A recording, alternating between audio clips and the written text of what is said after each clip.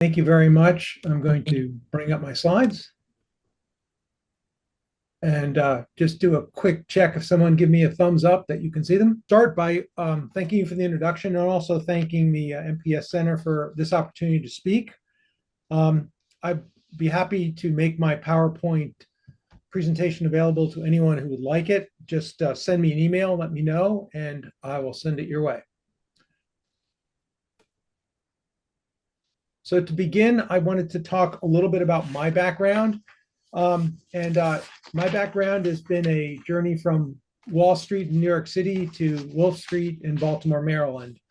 I began my career as a practicing attorney on Wall Street. In fact, my first job was at One World Trade Center. And mostly what I did there was complex financial transactions. If you want to kind of put that in the language of our Hopkins School of Public Health motto, which is saving lives millions at a time, my initial job was making millions for millionaires millions at a time. I eventually left the practice of financial transactions and became an environmental lawyer. And at that point, I got very interested in the underlying science that we were using for environmental laws and regulations. And that led me to take an opportunity to get my doctoral degree in environmental sciences right here at Johns Hopkins in the department I now am affiliated with. I completed my doctoral degree, and shortly thereafter, I made the transition to a faculty member in the Department of Environmental Health and Engineering. What I do mostly on a day-to-day basis is I work with my toxicology policy lab, and really our goal is to bring together scientists and lawyers to improve public health and welfare. And we focus mostly on the intersection of science and law in the non-animal testing and research space. So we believe strongly that new approach methodologies are really the future of science, of course, microphysiological systems being central to that, and that it's going to take a combined effort of lawyers and scientists to build that world out so that we can effectively use these human-centric technologies to do better research and to make better regulatory decisions. So here are a couple of pictures of some of our members. First, of course, we have the smaller one, which is in one of our conference rooms at Wolf Street. And then the larger one is a picture of us outside at our new facility, our Johns Hopkins facility in Washington, D.C. Our policy lab is quite diverse, not only in terms of the disciplines of the people that we have, but also in terms of our work. We publish in law reviews, we publish in scientific journals, but we also directly lobby Congress to try to get them to fund more microphysiological systems and new approach methodologies and make sure that the agencies are doing the right things. Now, I do want to be honest, bridging these two worlds is sometimes not easy. Scientists and lawyers don't always get along. They have very different perceptions very often of the same problems. They use the same words to mean different things. So that is a challenge we have, but I feel like with our team, which does integrate those two, we really are able to do a bang-up job of bridging those gaps. And to be totally honest with you, if we're going to have a world where new approach methodologies and microphysiological systems are used to their fullest potential, we have to bring law and policy and science into alignment. And I'll have more to say about that as I go on in my presentation.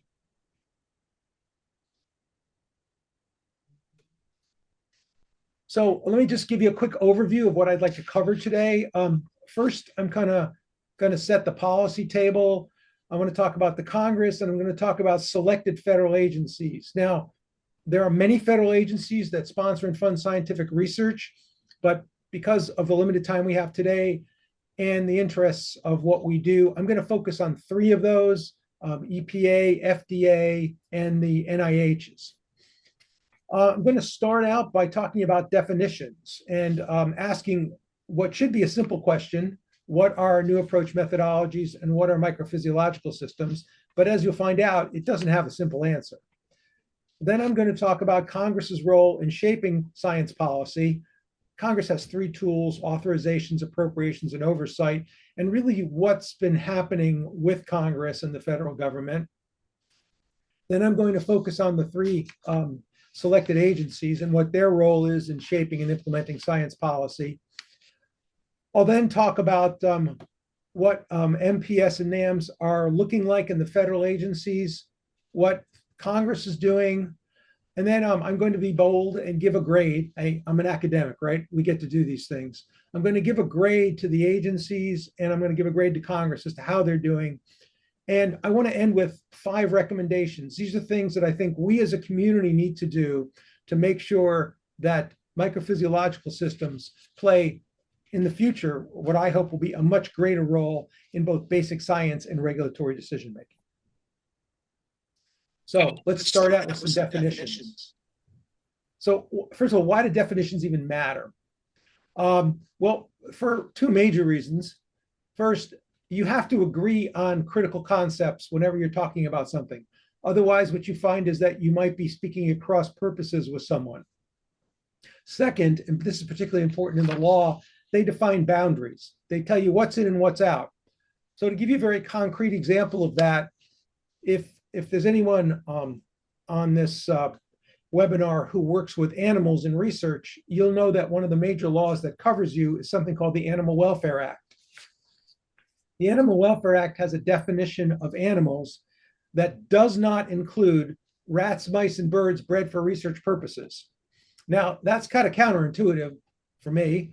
And what that also means, though, is that if you are using rats, mice, and birds bred for research purposes, you are outside of the reach of this law for most purposes. So definitions really, really matter. And for us, there's 2 key definitions, new approach methodologies being the first. And our toxicology policy lab has done a very thorough review of that definition. And what we found is that there's no generally accepted definition among federal agencies or in the scientific community. Now, I've put 2 on this slide. The first one is from a recent article. It's not even just about 2 years old. And what it says is that NAMs are in vitro, in chemical, or AI methods that, used alone or in concert with others, enable the improvement of chemical safety assessment through more protective and irrelevant models and contribute to the replacement of animals. And I have another definition here that came from the NIH. This is from their intramural program that defines NAMs as complementary approaches to the use of animals. And that they really will supplement animals and they might replace them. And they give some examples of NAMs as organoids, computational models, and MPS. Now, the reason I'm diving into these definitions is that while they have some similarities, they are quite different. And they do indicate certain biases that the writers had about what new approach methodologies are. The same thing can be said about definitions of microphysiological systems. Again, no generally accepted definition among federal agencies of the scientific community that I can find. I have 2 definitions here. One, of course, that I like more because it's from our center. And it defines MPS as transformative approaches that are really focused on simulating in vivo conditions and allowing for precise modeling of specific properties that are intrinsic to tissue function and disease states. But there's another definition that is from an article that just came out last month. And that defines MPS as a subset of complex in vitro models that commonly include some 3-dimensional aspects. Again, fluid flow, pressure, stretch, and multi-organ interactions. So once again, to emphasize the point, these are similar, they overlap slightly, but they are different. And that is something that if you're going to be working in law and policy, it's really important to have a uniform definition that is widely accepted. So let me now move to Congress. Now, I want to apologize because if you went to high school in the United States or you learned about the US system, this is going to really sound kind of repetitive and simple to you, but I have to make a couple of important points. First thing you obviously know is that the US system, the federal governmental system, is described in our US Constitution. And we have three branches of governments, and these branches of governments are supposed to be in checks and balances with each other. That is, they work interdependently, and they have ways of making sure that the different branches stay in line. So, to give you an example, in the Constitution, it says that there's one court that is created in the Constitution, the US Supreme Court. And then it says that Congress can establish whatever other courts are needed. So while judges are appointed for life and they have authority to interpret laws as to their constitutionality, it's really up to Congress to set up the court system. That's an example of a check and a balance. Another check and a balance is that we have executive agencies, we'll be talking about several of them, that are really run by the president, the White House. But the laws that they implement are all passed by Congress. So that's the way the system is supposed to work. And many people would argue that it worked pretty well. But in the recent years, I'd say in the last year, there have been some real changes in that, how that system seems to be working. Now, the legislative authority, which is what we care about, that's what Congress does, they have three important powers. They can pass authorizing legislation, for example, like the FDA Modernization Act, the Public Health Services Act. They can appropriate money, how much money are different agencies getting, how that money needs to be spent, and they carry out oversight. They can call agencies and agency heads before them to testify about what's going on in the different agencies. So they have an important role to use their legislative authorities to do those different things. However, Congress today is really, I think, stymied by something called the unitary executive theory. Now, this unitary executive theory actually is more than a theory because the Trump administration has implemented that. And it is this approach to the federal government that basically says that the executive has an enormous slate of plenary power to really kind of run the government in a way that the other branches don't.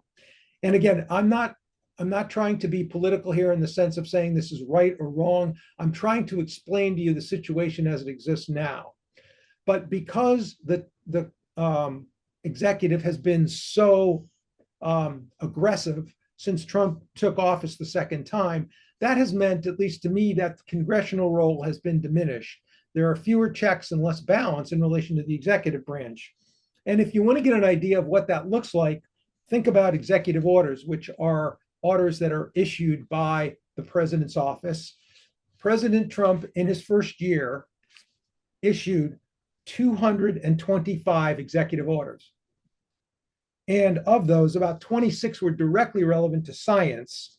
And those included things like bringing AI into discussion in a number of different arenas, everything from pediatric cancer to nuclear power, ending diversity in science funding, putting in research, what the administration called research safety, by prohibiting certain types of research like gain and function research, and demanding more grant oversight. So in terms of Congress, what you have is a lot of pushback from one of the other branches, which really has influenced, I think, what Congress can do. And I'll get back to this later, but I did want to spend some time on it because I think it's really important. Well, let me then set the policy table for the federal agencies we're going to talk about. And I'm sure none of this comes as a surprise to anybody, but we'll go through them anyway. FDA, their job is to ensure safety, efficacy, and security of drugs, biological products, medical devices, cosmetics, food. They actually implement and enforce over 200 laws, but the major laws for our purposes are the Federal Food, Drug, and Cosmetic Act and the Public Health Services Act. And FDA is a consumer of scientific information and data. By that, I mean, in order for FDA to do its job, it has to have scientific information that either it generates, but usually is presented to it in the form of reports by people and groups that want to get a license or want FDA to offer an opinion about something. Let me move to NIH. NIH is actually a series of institutes, obviously. There's 27 institutes or centers within the NIH complex. They work on medical and public health research, and they are seeking to do basic biology, do more about cures, treatments. The two largest NIHs by money are the National Cancer Institute and the National Institute of Allergy and Infectious Diseases. NIH's total budget in 2024 was about $47 billion. If you look at President Trump's proposed budget for 2026, he would like to fund the NIHs at about $28 billion. That's a big drop. Now, the NIHs are important because they fund scientists who actually create scientific information that in many cases is used by agencies like FDA and EPA to help them with regulatory decisions. And we'll get back to NIH and these budget changes later on. Finally, let's just go to EPA. EPA is working to protect human health and the environment from harm due to environmental factors. They implement a number of laws too, but there are 7 major laws that they implement, including the Toxic Substances Control Act, the Federal Insecticide, Fungicide, and Rodenticide Act, and they are major consumers of scientific information and data as well. Okay, so let's go through the agencies little by little, agency by agency, and talk a little bit more about what they do. So again, EPA, their mandate is protection of human health and the environment. That includes ecological values. They regulate chemicals, pesticides, air, water pollution, waste disposal. They use science to set exposure limits and safety standards. And they also do provide information, and they also make grants, although most of their work is in the regulatory side of things. In terms of regulations, they implement statutes. The two that are perhaps most important for microphysiological systems are the Toxic Substances Control Act and the Federal Insecticide, Fungicide, and Rodenticide Act. They evaluate chemical hazards and risks using a risk assessment process. And this risk assessment process is quite elaborate. It was first proposed back in the 80s, and since then has been amended and refined throughout the years. And if you ever read an EPA risk assessment, especially a chemical or pesticide risk assessment, they're quite extensive, 600-700 pages. The agency also has to issue regulations, they issue guidance, and in certain cases, they can take enforcement actions. Now, what's their role in science policy? Well, EPA has a lot of need for science because they do these risk assessments. And recently, they have been trying to increase the data quality and transparency and efficiency of the information they're getting. And also, they are actively involved in exploring alternatives to animal testing to use in their regulatory programs. So one example of this is that just actually last week, EPA's Administrator Zeldin issued this announcement, this policy, and I want to take a minute to go through this because there's some things in here that are kind of important and there's a backstory you need to know about. So you'll see here that Zeldin is getting EPA back on track to eliminate animal testing after the Biden administration halted the phase out. So what's going on here? During the first Trump administration, EPA issued a directive that basically said they were going to try to get out of the business of using warm-blooded, I believe was the term they used, vertebrate animals in testing and research by 2035. When the Biden administration came in, they totally backed away from that. In fact, they just took that policy off the books like in the dead of night. It was kind of like Jedi magic. Bang. One day it was there. The next day the policy was gone. That, by the way, was very upsetting to those of us in our lab because we believe in transparency. We believe in kind of sharing information. And we actually did a briefing on Capitol Hill about this. So EPA abandoned its pledge and they never gave a reason for it. So now what you have is this administration, Trump 2, getting back to where it was in 2016. Now, what this means actually could be very good news for people who care about MPS and want to use MPS, because in this announcement, the Trump administration laid out 3 goals, and they are clearly focused on identifying NAMs that can be used, trying to give waivers in cases to provide flexibility so that data from the NAMs, including, of course, MPS, can be used, and more importantly, perhaps encouraging external researchers to use those NAMs. So this is a great opportunity. I don't know how many of you are working in the EPA space, but the door is open a crack for folks who care about microphysiological systems and getting them into the regulatory system. All right, so what, again, just to nail this down, are some of the potential benefits of NAMs and MPS for EPA? This is going to help EPA with its mandate. It's going to help be predictive so that we can get an idea of what might go on before exposure occurs, which means you can set appropriate levels. EPA is faced with a situation that it has to regulate chemicals under largely data poor conditions. So microphysiological systems, which tend to be faster, more human-centric, they can, to some extent, help fill these data gaps, and they can be used with EPA's weight of the evidence decision-making process. So if you've got MPS, they're going to contribute more human-relevant data. They're going to give mechanistic endpoints. They could help EPA prioritize and tier different chemicals of concerns under statutes like TSCA. And again, they are going to help the agency reduce reliance on animal testing. So I think all this is, a valuable thing for EPA, and especially for, again, MPS and its future. Now let's look at FDA. FDA generally needs evidence on safety and efficacy. This is, of course, particularly important when FDA is trying to evaluate a new molecule through its IND and NDA process. FDA needs data that is predictive of human response. They want confidence before first-in-human exposure.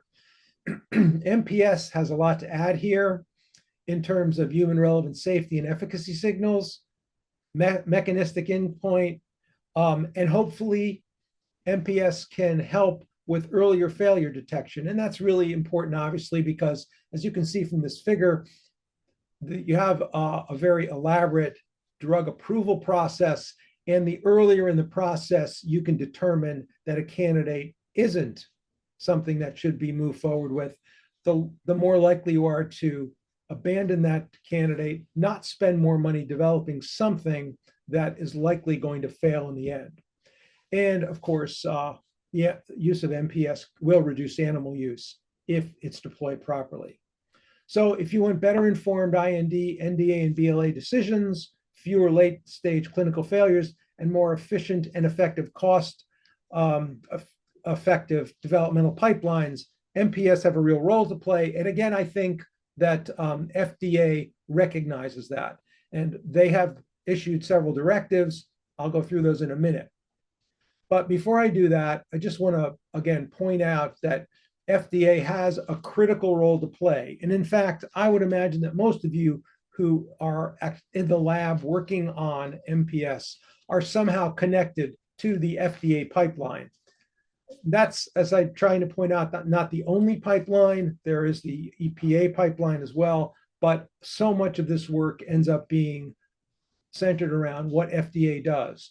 So if you're looking at trying to help evaluate products that might get to market, drugs, biologics, medical devices, food, cosmetics, you want to think about ensuring safety, efficacy, and quality, MPS are positioned to play a really important role. FDA is in the business of reviewing data submitted by sponsors. MPS could certainly be part of that data package. And the specialized centers at FDA all have slightly different approaches about the data they take, but good quality data can make a big difference. So at FDA, they have issued guidance about how science is generated and evaluated. They do have the very, very difficult task of balancing innovation with public health protection. As I'll say soon, I don't think they've done as much as they could in this field, but they are poised, I think, to be a place where MPS could find a home if certain things change. So again, I want to emphasize the difficulty and cost of the pipeline that creates new medicines and new drugs. And the more human relevant, human-centric information we can bring into this, the more effective the pipeline is going to operate, the less expensive it's going to be to get medicines approved and BLAs and NDAs approved. Now, FDA got out of the gates very early in the Trump administration, announcing their plans to phase out animal testing requirements. This is one of their early announcements.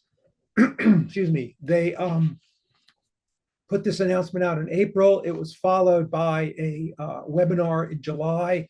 And this is one of several that they've put out. I'm not going to go through more of them because I don't have the time today, but you can find them online. And what you see is that they want to improve drug safety, accelerate evaluation, reduce animal experimentation, and lower costs, all the things we just talked about.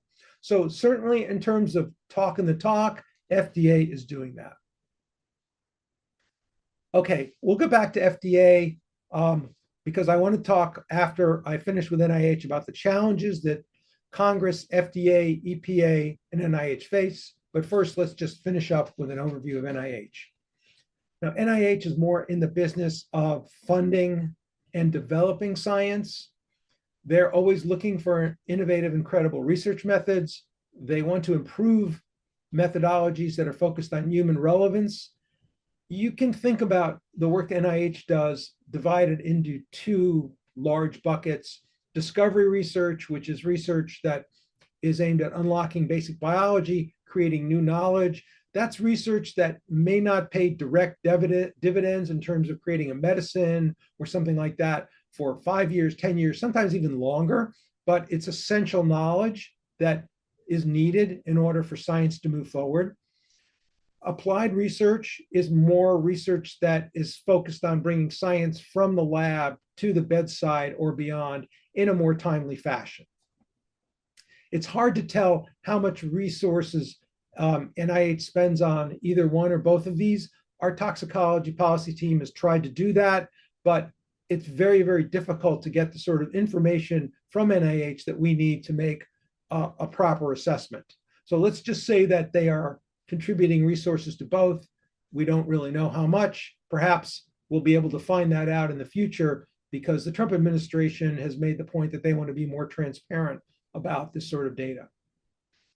So MPS contributes importantly to NIH's mission because of its focus on mechanistic next generation biology. Also, it provides platforms for disease modeling and mechanism. Method validation and workforce training are important things that have not been given the attention they need, but they've at least been discussed a bit at NIH. NIH is also in the process of being able to de-risk science before regulatory use to some extent. So NIH, in order to produce data that will better inform regulatory decisions and clinical decisions, they play an essential role, and MPS can actually help them quite a bit in reaching their mission. So given how NIH works with their competitive grant funding, the intramural and extramural process, and the institutes and centers that are focused in different disease areas or other factors, they play a very important role in setting science policy and influencing the use and acceptability of data from MPS. They're going to set the norms for research models. They're going to fund these research endeavors, both for regulatory and non-regulatory purposes. The way they distribute money between the institutes and their RFPs That is really what tells you what science they consider credible and, of course, fundable. So while they act upstream from the regulatory decision making, a lot of what they do plays into regulatory decision making, and perhaps, maybe even more importantly, plays into a whole bunch of other decisions that are made in the medical and public health communities, like clinical decisions and protective decisions for populations. Again, NIH has been out there with policies. They want to reduce animal testing. And this is an announcement that Dr. Bhattacharya put out in April, where he says he wants to integrate advances in data science and technology with growing understanding of human biology to reimagine how research is conducted, from clinical development to real-world application. And he considers this a critical leap forward. So here again, this is good news for folks who are in the business of using MPS, because what it shows is that NIH seems to want to open the door to those technologies and understands their importance. Okay, so I want to take a step back now, and I want to, before we get into the challenges, and I just wanted to let you know that it was about a year ago that I testified before Congress, the Government Oversight Committee on Cybersecurity, Information Technology, and Government Innovation. And I made 3 points to that committee. They weren't obviously very interesting to the beagle dog behind me, but I hope some of the people in Congress found them interesting. And I really advocated for using more new approach methodologies, including microphysiological systems, to do 3 things. One is to recognize that there's a societal push to reduce or replace animals in research and testing. So there's an animal welfare angle. 2 is to recognize the important role that MPS and new approach methodologies have in preventing and treating human diseases. You have to set a research agenda that improves public health. There's a societal desire to really accelerate what's going on with drug developments, keep the environment safe, make cosmetics safer, and finally, to make sure that the US maintains its international leadership in innovation in science and technology. So these are all things that I think about when I think about the importance of new approach methodologies and microphysiological systems. And these are things that I think you should be thinking about too as you advocate for yourselves. So what are the challenges then facing the different groups that we talked about? Well, let me start with Congress. The challenge facing Congress is that while it's generally supportive of new approach methodologies and microphysiological system, and in our years lobbying Congress, our lab has been lobbying Congress, I think about 12, 15 years. We've always seen bipartisan support of these issues, animal welfare, advancing science and innovation. Congress right now is paralyzed by a unitary executive, what we talked about at the beginning of my presentation, which means that it's not using its authorities, its oversight authorities, its other authorities to really be independent in terms of pushing these issues forward. So while it's currently considering 3 important bills, the action on those has been less than stellar. And also, Congress is focused on what they're calling wasteful spending, and they particularly looked at NIH through this lens. And there are those in Congress who feel that much of the research money that's going out of NIH is not being used in a purposeful fashion. So that is one of the reasons why I think you're getting pushback in terms of funding NIH. Also, to be entirely honest with you, I'm not sure that Congress understands the difference between applied research and basic research. And they seem to really want to focus much more on funding applied research, which can be an issue. So ultimately, I give them, in terms of their grade, a D. They are, to some extent, talking the talk. They're not really walking the walk. They are not using the authorities they have appropriately. This is an area that we need to improve through advocacy. Well, let's look at EPA. I think EPA is probably the most advanced in terms of supporting the use of NAMs and microphysiological systems. The TSCA law actually has provisions in it that support the use of scientifically appropriate NAMs. Those would be NAMs like MPS that are scientifically reliable. The pesticide program has been a leader in using NAMs. And EPA also has a TSCA work plan to reduce vertebrate animals in the chemical testing world. And that means many of the things that you read in the Zeldin announcement are incorporated into this work plan. They've got some confidence that they want to build on the NAMS process and microphysiological systems process. They want to demonstrate their value to regulatory decision making.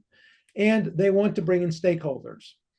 They just, by the way, as I mentioned, announced this ambitious new strategy to eliminate or reduce animals. So all systems are go at EPA. There's some real opportunities there, I think. I give them a B. Well, what about FDA? Because I think FDA is a major area of interest to everybody on this webinar. And to do an analysis of FDA, I'm going to refer to this article that just came out by Dow and Sadrach, and my apologies to the authors if I'm mispronouncing their names. This article, a CDER perspective, a landscape of new approach methodologies submitted to the drug development programs. It came out online in December of 2025, and I believe in print this month.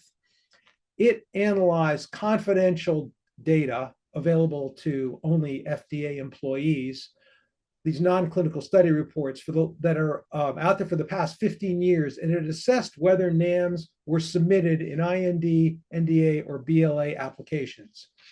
And by the way, the article classified those based on the terms in the FDA Modernization Act 2.0, which was passed during the Biden administration.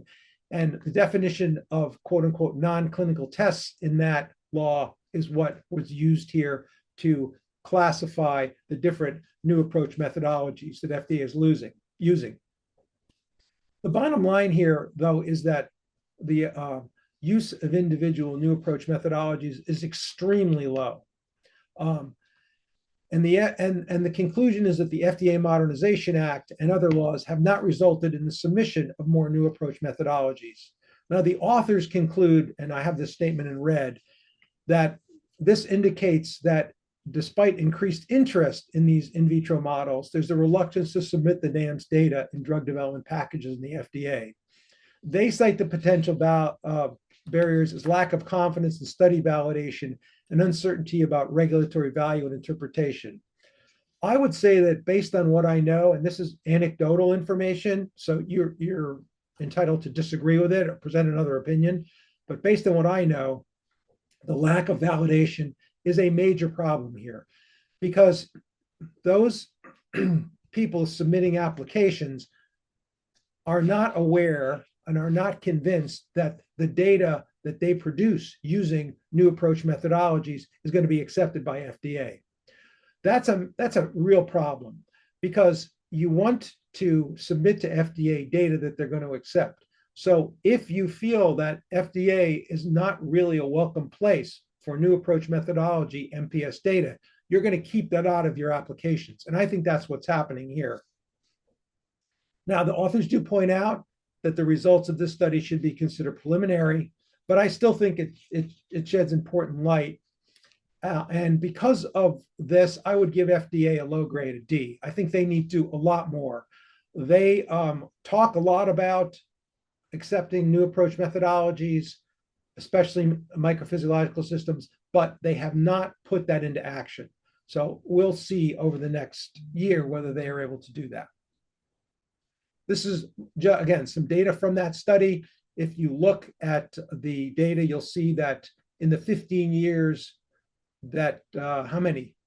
3 microphysiological system pieces of data have been submitted across the IND, NDA, and BLA universe. Okay, now let's go to NIH.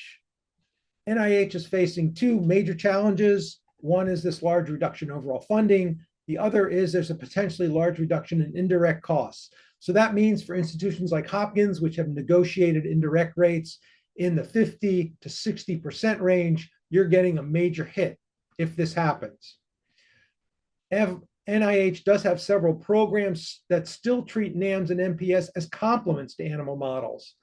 The internal definition, intramural definition that I showed earlier is an example. They also have a complementaire program, which clearly portrays NAMs and MPS as complements. That needs to change. However, they do have some recent changes that support a paradigm shift and move towards elevating NAMs and MPS in their universe. The first is the establishment of a new office, the Arriva office, which is charged with innovation and will lead in replacing animals with these non-animal methods. And then they've also released at least 2 other notices, one that talked about funding opportunities, that these NOFOs were going to have to include human-focused approaches as well as animal approaches, and also that grant funds would now be allowed to be used to rehome and retire lab animals. So I would say, NIH is sort of at the crossroads. I give them a C, but their grade might drop if funding is reduced. Okay, so where does that leave us? So what's the bottom line here? So I have 5 recommendations that I want to make. There's actually a 6th one, which is a recommendation to everybody that we need to kind of get on the same page with definitions. But putting that one aside, there are 5 things that I think need to be done. And what I want to say is that you as a community, we as a community need to do advocacy. Advocacy is not a 4-letter word. Sticking up for yourself and pointing out the value of your work is something that Congress, EPA, FDA, and NIH need to hear.